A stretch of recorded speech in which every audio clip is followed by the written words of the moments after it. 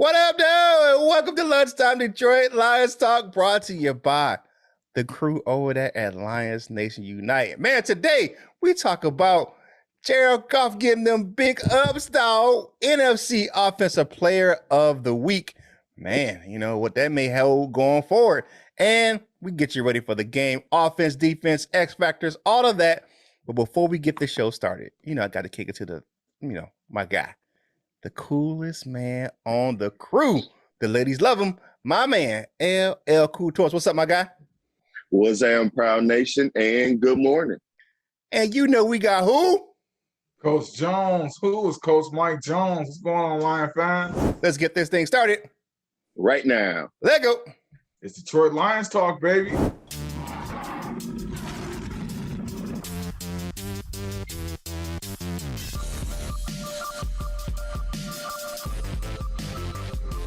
We're going to get up, and on the way up, we're going to bite a kneecap off. Yes, sir. We in the deep.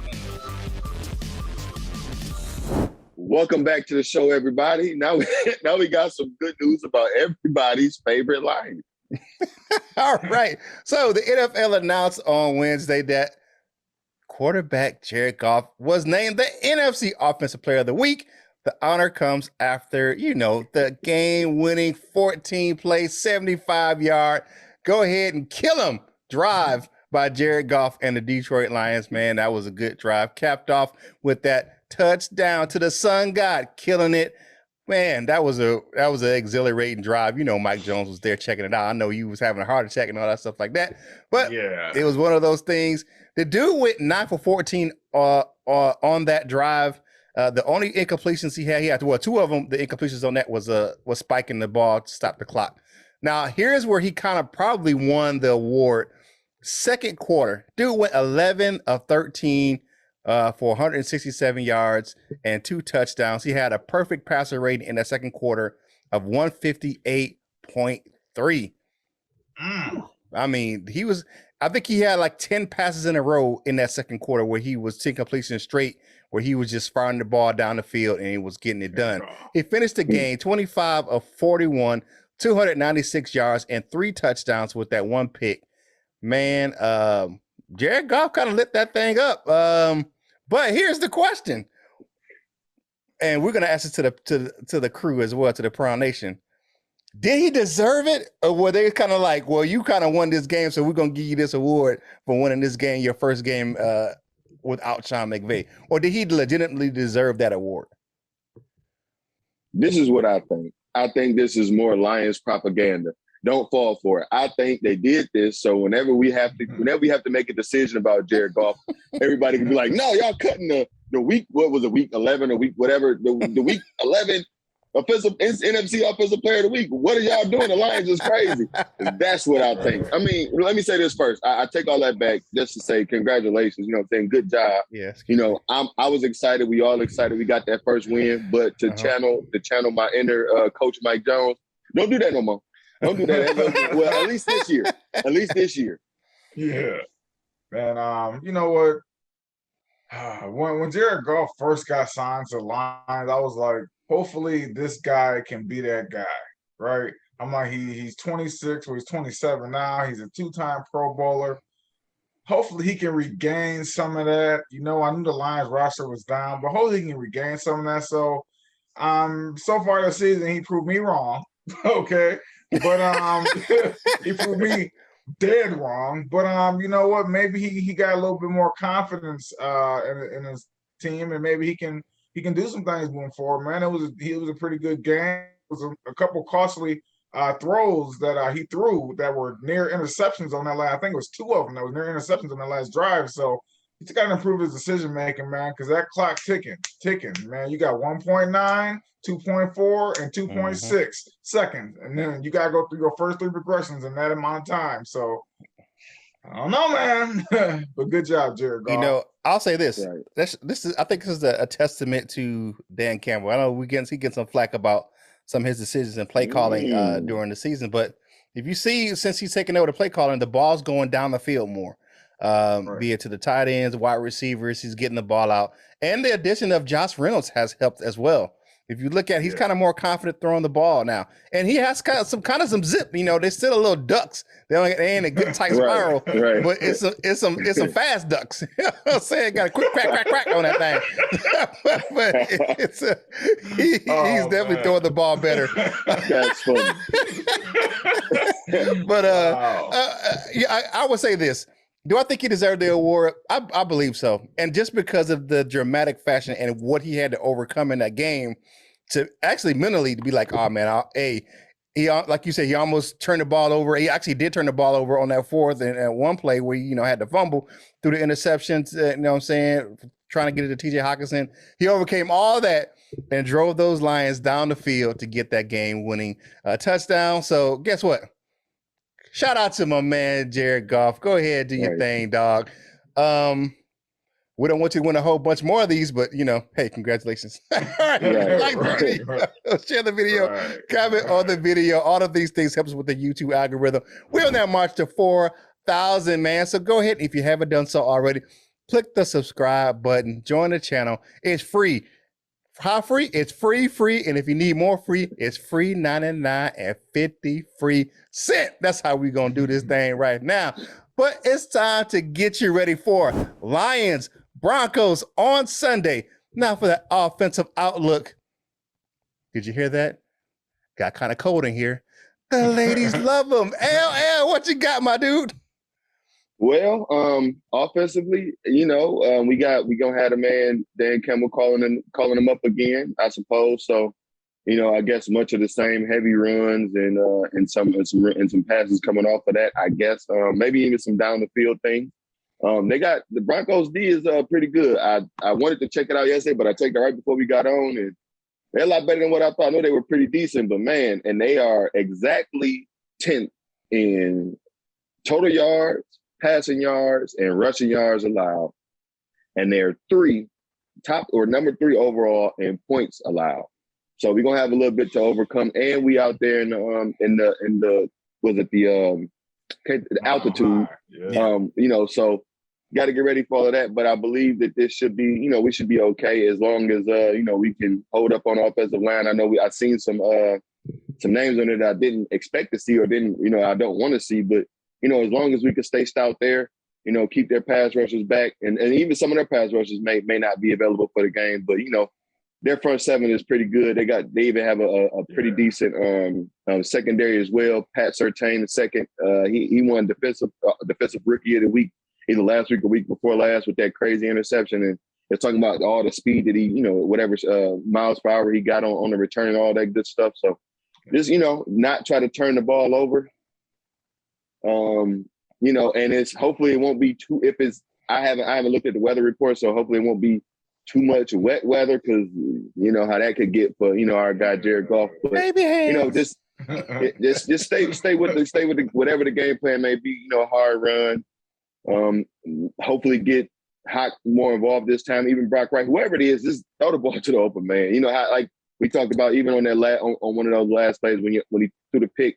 Some guy was running wide open. So, let's, try to avoid some of that stuff and, get the ball to the right guys against this tough stout defense.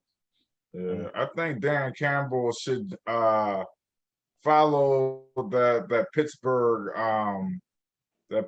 game plan. I think, there's two things that travel on the road. That's running the ball and that's defense.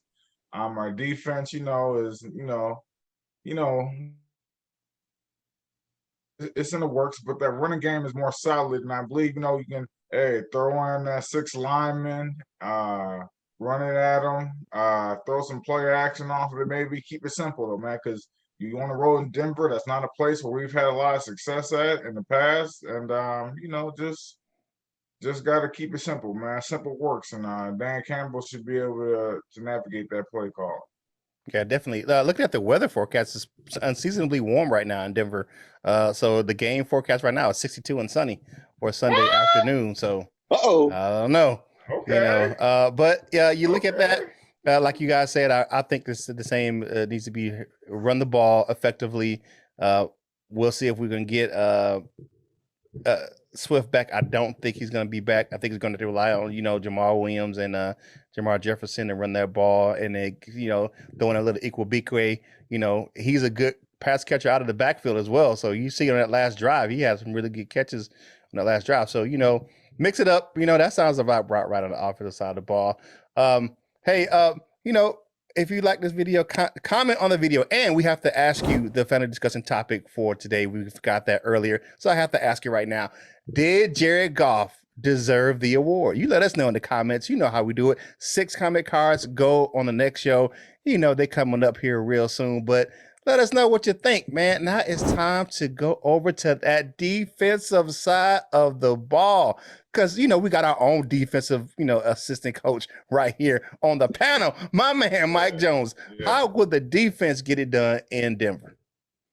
The defense is going to get it done. You know what? You're going to have to – I know a lot of people don't like the idea of playing man coverage, especially on the road. But I think playing man coverage, even though Warrior got a on Sunday from yeah, I know, from Jefferson, but I think if they mix up and play 65-35 man zone, I think making Bridgewater thread that needle is gonna be key. I think you can't relax when you're playing a quarterback who is kind of questionable throwing the ball. When you do that, you gotta play maybe 2-3 yards off the ball, man, and make him fit them balls in tight windows and get turnovers, or win a turnover battle. On defense, man, we just gotta attack. I don't think you can be relaxed. Like when you on the road, there is no hesitation or relaxation. On defense, you gotta attack. You gotta send 5. You gotta send 6. Maybe mixing a little zone blitz, drop back a little bit, but you got to attack. You have to be aggressive. I know that's up Dan Campbell's alley, and we just gotta mix it up, man, and hopefully we get a lot of a big dose of iffy in that game. So it should be a pretty good game though. It should be a smash mouth game. So I'm looking forward to it. All right, hey, definitely. I feel you on that on the defensive side of the ball. Hey, if you like the content, you know what you got to do, like this thing. But if you want to get yourself some Lions gears, because I'm wearing some right now, and Christmas is right around the corner, man, go over to fanatics.com. The link is in the description. A small portion of the proceeds from that link go to help us grow the content on this channel. I'm rocking my the 2021 Salute the Service shirt, and then the 2020 Salute the Service cap, because I got to keep it king for my veterans. You know how I do it. Definitely do it for those guys. And it's always good to, support. But Christmas is right around the corner. If you got Lions fans or Michigan fans or Red Wing fans or Tigers fans on your shopping list, there's no better place to get that thing at fanatics.com. And, help your brothers out right here on Detroit Lions on the Prowl. Now it's time to go to the X Factors on the offensive side of the ball. I think one person who could be an X Factor, I just said his name, Godwin Ikebukwe. He can be mixed around in that where you can throw in the ball out of the backfield. The guy's a powerful runner. The story has been known, switched over from defensive back to running back this year. But the guy's a powerful runner. You look at the run he had in Pittsburgh, when that dude hit that hole and he goes, he has a high motor and he runs hard. So he's one of my guys. He could be an X factor. If you use him effectively, you can definitely catch Denver off guard with him. On the defensive side of the ball, the young secondary is going to have to step up. You get, like Coach Jones said, you may have to play some man out there that has some pretty good receivers out there in Denver, because you're going to have to get some pressure on old Teddy Two Gloves back there and make him make some tight throws. So I agree with that. The young secondary has to hold up so our front seven can get after old Teddy Two Gloves, like I called him. You know how you do it, keeping those hands warm. If the weather holds up, you know what I'm saying? Right. That's the other X factor, the weather. If the weather's going to be nice and calm like it's supposed to be, wasn't an El Nino running through, global warming, we should be good for the game. If not, we got to worry about that, because if I got put on 2 gloves, this will be an issue. But that being said, those are my X factors for the game. You got the weather, you got Igwebikwe, and you got that young secondary going to be holding it down. What do you guys see as your X factors for the game on Sunday? Offensively, man, our X factors for the game is going to be Josh Reynolds. Can we get Josh Reynolds more implemented into this offense? That the offense, like, it's taken steps toward the right direction since he's been signed. Like, Jared Goff is not afraid to kind of stretch it over the deep middle and down the sideline. So getting those guys to ease up off of us is key, man. And I think another key on defense is Julian Okwara.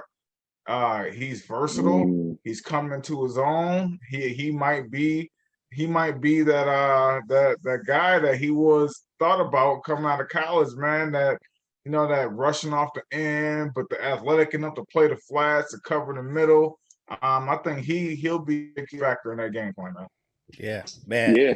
Wait when his brother get back, you get him on the bookends. Boy, that's gonna be good. I like that pick with Jo. I'll start with the defense. My X factors, if I could pick a couple, it'd be them young guys on the D line, and that's Levi and Aleem McNeil. Levi was last game. I think he got his first sack. And he's been around the ball a lot lately. Both of those guys. In the beginning of the season, we were kind of asking a little bit more of them, but they have stepped up a little bit. It's not to full ass kicker status as I thought they might be, but they getting close. Aleem McNeil stuffed a couple big runs last weekend. So, that's my X factor, just because they actually Denver likes to run that ball. So, hopefully we can get those guys involved in stopping that. And offensively, I know this is going back. I don't know this is going to backfire on me. I'm going to give I'm going to say that our X factor, our offensive X factor, will be our reigning NFC Offensive Player of the Week. Yeah, a lot is going to ride on his shoulders. He's got to, he can't get out there and turn it over. If he does, the game will go how it goes. So let's see if Jared Goff can at least stay solid enough to get us a tie. Okay. A tie. Okay. We don't want another way. You say you go another T, one other tie. All right. That is that is the X factors definitely for this game. Coach Jones, holler at me about that march to 4,000, my dude. Hey, click that like button, click that share button, click that subscribe button. Help us get to 4,000, man. We on that march. We trying to get there, man. We got the hike on. We got the boots, the backpack, everything. We mountain climbing to get to that 4,000, baby. Help us out, man. Definitely. You know what it's time for.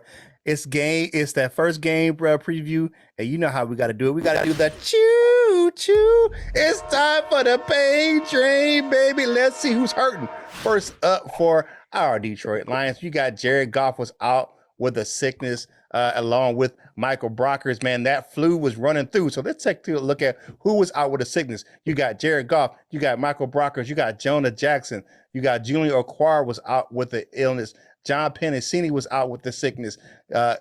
Big B was out with the sickness. You got my man Nick Williams was out. Nick Williams was out with this flu. And then Penei Sewell was out with the flu as well, but he was limited. He did practice a little bit yesterday, but he was feeling the effect of the flu. All right, so those guys were out. Also out for the Detroit Lions, you had Jalen Reeves-Maybin was out with that shoulder injury, along with DeAndre Swift with the shoulder as well. So those guys were out for the practice. Then you had some limited participation. You got Austin Bryant with that shoulder as well. TJ Hawkinson with a hand injury was limited in practice. You got Matt Nelson for his ankle. He was limited in practice. Bobby Price, the cornerback, switched over from safety. He was limited in practice with a shoulder injury as well. Here's a key note with that. Like we said, the flu was running around in Allen Park, but they had the two sides of the ball did not practice at the same time. So you had a morning session with the offense and a defensive session in the afternoon because they wanted to keep the players separated to keep the flu from spreading all over the team. So good adjustment by the Lions coaching staff and the admin staff to keeping them separated and having different practices. Now it's time to look at the Denver Broncos pain train. My man LL, what you got? Well, for the Denver Broncos, who didn't practice yesterday, we had Bradley Chubb, outside linebacker, and Shelby Harris, defensive end. Bradley Chubb with a shoulder, Harris with an ankle. Limited practice. They had Bobby Massey, Melvin Gordon, nose tackle Mike Purcell, cornerback Mike Ford, outside linebacker Malik Reed, safety Caden Stearns. Teddy Bridgewater was limited in practice, and Andrew Beck was limited in practice. So their list is looking kind of long as well, but a lot of limited practice on their side. Yeah, they had more people. I think they had a walkthrough yesterday. I don't think they actually kind of practiced yesterday. They said I think they just executed a walkthrough. But that's your pain train, man. We got a lot of people that was on the shelf yesterday. Hopefully we can get them back today as practice resumes here on Thursday. But you know what it's time for us to do. It's time for us to zip our lip and talk about what you had to say about yesterday's show. It's time for the comment cards, baby. You know how we do it. First up, we have Bill Korowski says, "Great show, fellas." Lisa, I'll say celebrate every win you get as an organization. We aren't good at winning, and wouldn't it be great to learn how to consistently win as an organization? Mm-hmm. All right. Anyone who criticized this franchise on the regular for something like this needs to get a life. Well, I agree with that. We need to celebrate whenever we can. Who cares what they say? Detroit versus everybody. Keep up the great work, squad. You know, we appreciate the love right here, Bill. Thank you very much. Right. Thank you for that, Bill Kowalski. If I'm pronouncing this correctly, Aofi Deacon says, you cannot celebrate too much, especially when you have not won in 18 games. They deserve to celebrate. I agree. If I can call you AD, we can't celebrate enough, man. Let's keep it going. Celebrate that one win. Only one. Okay, KC Bayboy says, I understand the perspective. I love the spin Mike put on losing for the draft pick. You really try to make it make sense. But nah, LOL. I trust Brad Dorsey to do something we haven't seen before with the Lions. We have a king's ransom of picks. Dope show as usual, though. Yeah, man, I understand what you're saying, man, but I still want that pick, bro. Yeah, Mike, you gonna talk to you blue to your face about that pick, man. They ain't buying it. Yeah. Mike ain't gonna be alone. I want the pick too. I want the pick. But friend of the show, the law firm Joseph Murdoch says that celebration was worthy of the win. First win of being punched in the gut all season. Mm-hmm. Yeah, they needed some fun, and that was a heck of a drive for a walk-off win. It's all good for them, and it was good to see the locker room enjoy the first win for many of the players that are rookies. Hopefully the momentum carries over and they get another win against Denver. Go Lions. I would just want to put when you edit it, you put an asterisk. I just want to say a tie. Mm-hmm.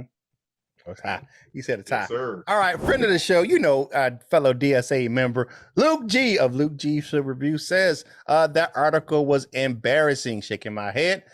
LOL, like what is wrong with people? Like, yeah, but you get people like that, and I've seen him on social media right now, like, you guys calling us losers, blah, blah, blah. Dude, if you have to read the situation, read the room. You read the room. Right. After getting, like I said, cut punched, and we've lost some. That could have been our fifth win of the season. That was 3 walk-off losses, and then the tie in Pittsburgh where the dude kicked the ball 20 yards when it was a 40-yard field goal. I mean, you got to celebrate that, man. You got to. I mean, like, we didn't have a parade down Woodward Avenue. We celebrated locker room, and we just kept it moving to the next day. Yeah, quit hating. Shane Howe says, finally a game I sleep during. Finally something to be excited about. You can bet I celebrated like we just won the Super Bowl. Ford Field was electric for the first time ever in 2021. Let us enjoy it. Let the team enjoy it. The team has fought tirelessly for this, and they deserve to celebrate, and they did, Shane. I'm with you, man. And, hey, click that like button. Click that subscribe button. Click that share button. Help us get to that 4,000, man. We trying. We marching, man. We're trying to get there. Yep. Go ahead and help us to get to that 4,000, please. But you already know it's time for everybody's favorite part of the show, the dessert with everybody's man, Curt. All right, so Dessert with your man Curt is brought to you by Delightful Bites. Cookies and desserts. You know, you got custom cookies and desserts for any occasion. If you like how they look, you'll love how they taste. The football special is still going on. You get 4 helmets, 4 logos of your favorite team, and 4 footballs for $35. So go over to Delightful Bites on Facebook, or you can email her at delightfulbites18.com. Excuse me, at gmail.com. Delightful Bites. Get your cookie on. Now, here is the tasty nugget coming from ESPN. Todd McShay and my man, Mel Kiper Jr., as my man Chris Berman calls him. They said there isn't a quarterback in this draft worthy of a #1 pick. So all those people who think we should be drafting a quarterback in this draft with a #1 overall pick, shoot yourself in the foot. You know what I'm saying? just go ahead and take your pinky toe off, because it ain't worth it, man. They done told you, ain't nobody in this and quarterbacks in this draft worthy of a #1 overall pick. It just ain't worth it. And if we get the #1 overall pick, we should be going defense, and defense some more. So here you go, man. Don't think that we're going to draft a quarterback. I know Jared Goff isn't the answer right now, but looking at this landscape of college football. Now, hear me out on this. If you look at the guys that are in the college football playoff, right, and all the quarterbacks of the 4 teams that's in there, what are they? They're underclassmen. The only one I think that's really eligible to come out in the draft this year is my man in Michigan, K. McNamara. He's a junior. He ain't coming out. He'll be back next year. So looking at that, don't get your hopes up, Lions fans. If you want the Lions to draft a quarterback, there isn't one out there that's worthy of the #1 overall pick. So, and if you think, I think even if we keep that, it's going to be hard for us to kind of even trade out of that pick, because there isn't a lot of players that's, you know, on the offense, especially quarterbacks, that's worthy of you trading up for to get that #1 overall pick. I don't think it's going to happen this year. I think we're going to be picking first. If we're in that position, we're going to pick first. And, you know, now that may be a reason for us to maybe win a game and get the #2 overall pick, because somebody can come up and give us some draft capital for somebody they want. The #2 pick may be the spot to get. I'm just saying. You know, don't shoot the messenger. I'm just saying. But that's your dessert with your man Curt, brought to you by Delightful Bites. If you want a quarterback in this draft for the Lions in the first round, go ahead and, you know what I'm saying, get your BB gun and go ahead and shoot yourself in the pinky toe, because it ain't worth it. Let's go ahead and take that. Let's go ahead and take. I watched Harlem Nights the other day. Let's go ahead and take a walk over to that Wall of Fame. Okay. All right, so for our Hall of Fame, Wall of Fame, definitely this week we got Detroit Drew, a DSA member. You know how he holds it down. My man, Midwest Lion. The Latino Leo is definitely on that. And Brian Stover hit me up on Facebook Messenger the other day. So, hey, man, what's up, Brian Stover? How's it going, my man? Silver Members, we got Nomis J. What up, Gnome? He got some good content over there. Go over there and check out Nomis J. You know, we got John Martin kicking it in the Silver Members group. And we got Gold Lions. For our Gold members, we got Michael Huck, Mr. Reliable. That guy right there always holds it down. Great fan of the show. We got Doug Prince 72, who's always commenting, holding it down. The F5, the tornado is blowing through the building, baby. We got Miles Gibb, Bob Korowski, Dominic Davis, and you know who we got, Mr. Rough and Raw himself, North and Ken. Stay safe on those roadways, my brother. I know you're busy this time of the year with that trucking company. So go ahead, if you want to join the Wall of Fame and become a member, click the Join Now button down in the description. And you know that one ain't free. You gotta pay a little cheddar for that one, but it ain't much. You know what I'm saying? So go ahead and hit that that Join Now button in the description to get your name on the Wall of Fame. Now it's time to go to final thoughts. Today I'm gonna ask a question for final thoughts. What is the score of the game for the Lions versus the Broncos, and what's the score going to be? Now, I have to remind you that the Lions are, I believe, 8-point underdogs going into this game. They're 8.5-point underdogs going into Denver. So what, Coach Mike, who wins on Sunday, and what's the score? Ooh, I believe it's going to be a low-scoring affair. I would say 16-13 Broncos. I think the Lions will play a very good game. I think Mhm. it'll be a good defensive game. I think both teams will get the run on, but I think it's just hard to win in Denver. The altitude, the time change. It's just harder for teams that come from one side or the other and then go over there, and so I think it'd be a good competitive game, but I think the Broncos will edge it out 16-13. Okay, that matches about what the team score per game and what they give up per game. So that matches. Oh, right. really? Oh, okay. Yeah, 16-13. Yeah. What you got, Well, LL? that's a good pick. I'm gonna pick with my heart on this one, and I'm going 17-17 tie. 17-17 tie. He want that tie so bad. Boy, I don't want to lose. That dude want a foreign hand. He want a bow tie. He want any kind of tie you got. He want one of those bolo ties. You know what I'm saying? The Western guys used to wear that. Whatever tie you got, we're gonna put on. He want a twist tie. You know what I'm saying? For the close up the bread. Whatever tie he can get, he want it. Okay. For me, going into this game, I'm looking at this. I'm going to say it's going to be a shocker. It's going to be 20-14. Detroit is going to go into Denver and get the win, shocking the world. We're going to throw the ball around a little bit, run it a little bit, and we're going to make some good plays in the secondary. So that's my pick for this week. All right, so definitely it's Thursday. The grind is almost done for the week. And you know what tomorrow is? Tomorrow is Free for All Friday. You know how we get down. It's Friday, then hey, it's Saturday, Sunday. So make sure you check us out. We're live tomorrow. You know what I'm saying? We're on YouTube, Facebook, and Twitter. So hang out with us tomorrow for Free for All Friday. We love to bring you this content right here on Detroit Lions on the Prowl. But it's Thursday. It's time to get back to work. So get that napkin, wipe off them crumbs off your face, get them off. You know what I'm saying? Finish your drink and get back to work, baby. And whatever you do in life, you got to boss up, ball out, and be the best version of you that you can be. For my fellas, LL and Mike, this is Curt Steele, and we will holler at you real soon. We love you, Jim. We love you, Jim.